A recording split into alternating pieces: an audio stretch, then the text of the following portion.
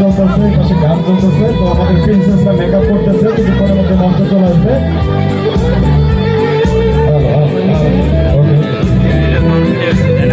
এই গানটা আমরা জানি সবাই, হ্যাঁ?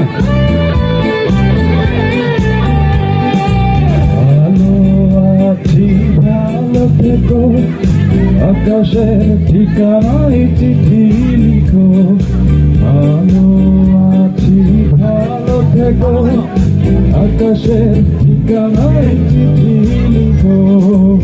প্রিয় তোমার মালা খানি, ঠিক আছে।